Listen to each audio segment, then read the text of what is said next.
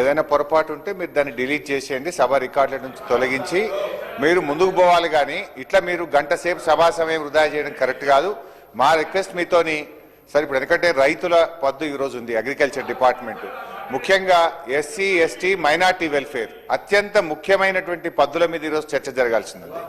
So మీరు LA minister గారు request చేస్తే ప్రధాన ప్రతిపక్షంగా మేము కోఆపరేట్ చేయాలి, హౌస్ నడవాలనే ఉద్దేశంతో మా సభ్యులు మొదలు మాట్లాడాల్సి ఉన్నా కూడా విత్ గ్రేట్ రెస్పెక్ట్ మేము మీకు అవకాశం ఇచ్చాం.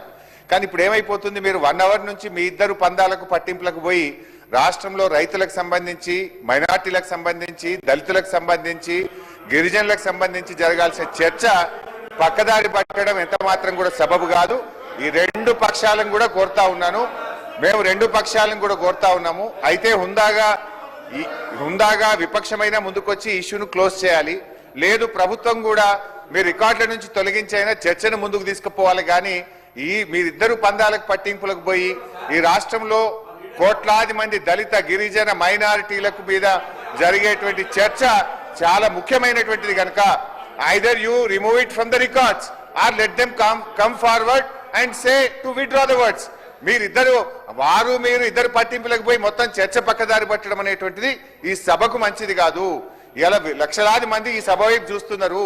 మా ముస్లింలకు ఏం జరుగుతుంది, మా దళితులకు ఏం జరుగుతుంది, మా గిరిజనులకు ఏం జరుగుతుంది, మా రైతులకి బడ్జెట్ లో ఏం పెట్టారని చెప్పి చూస్తా ఉన్నారు. ప్రధాన ప్రతిపక్షంగా రైతుల పక్షాన, దళిత గిరిజన మైనార్టీల పక్షాన మాట్లాడాల్సిన బాధ్యత మాకుంది. దయచేసి ఈ అంశానికి ఫుల్ స్టాప్ పెట్టి మాకు మాట్లాడడానికి అవకాశం ఇవ్వాలని గౌరవ స్పీకర్ గారిని కోరుతా ఉన్నాం.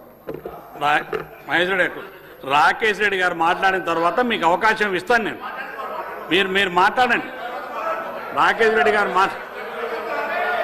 సభ్యుడు